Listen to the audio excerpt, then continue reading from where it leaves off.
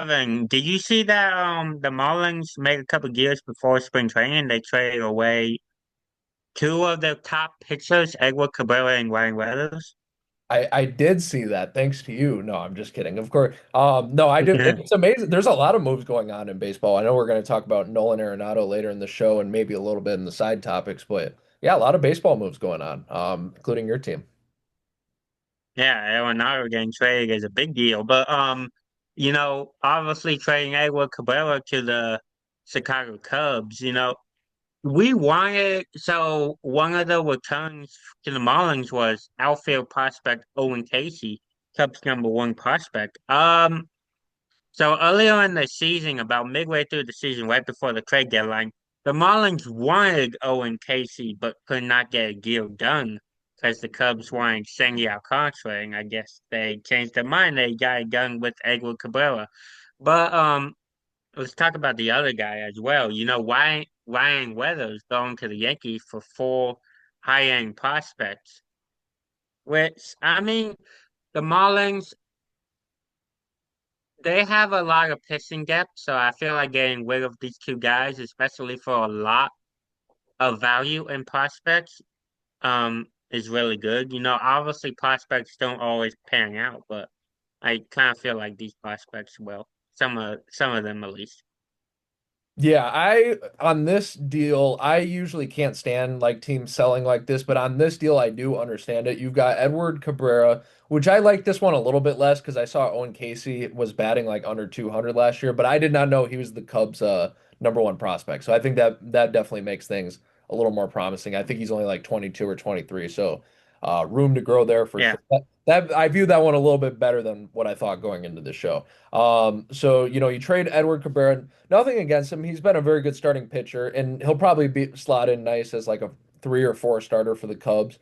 But he's 27 going on 28.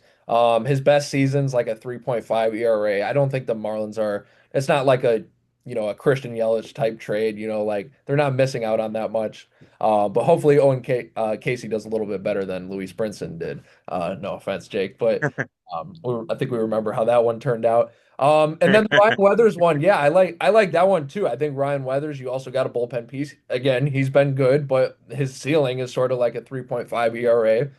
You get 4 players for him, which is sort of amazing. I think they're now like ranked like 14, 15 in the Marlins farm system, so that's pretty good. I again, usually I can't stand this. I'm so tired of all the trading. You may see me go on a little bit of a rant later in the side topics on the state of MLB right now. Stay tuned for that. But I don't mind these trades. These are good trades for the Marlins. They got some good prospects, I think, and they didn't really give up that much. Yeah, I mean the Marlins got so like I was talking about with Owen Casey, the Marlins obviously got him, and I think earlier in the year when the Cubs asked for our contract, and I think they asked for another piece as well. The the Marlins wanted, their other top prospect, pitch, actually pitching prospect Jackson Wiggins, and the Cubs said no.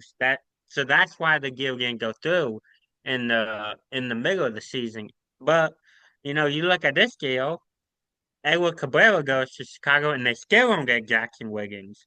So kind of like what's going on with that? Why did the Marlins just kind of I don't want to say they settled, but like they settled without Jackson Wiggins, and I think that might have a lot to do with how deep the Marlins are at starting pitching right now.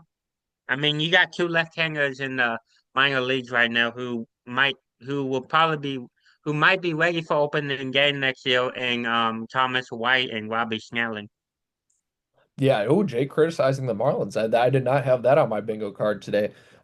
Yeah, I think the baseball, like with the baseball team, it's smart sometimes from trade deadline to off season to wait and see if you can get more. So I think that's always a smart move by a GM instead some because some teams definitely get desperate.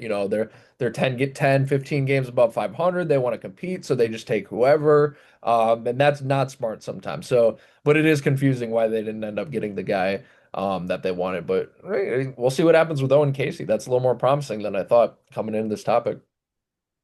Yeah, I mean, I guess maybe they thought more about their pitching depth, and they were like, And if we can get him, that's great. But if we can't, then that's okay too.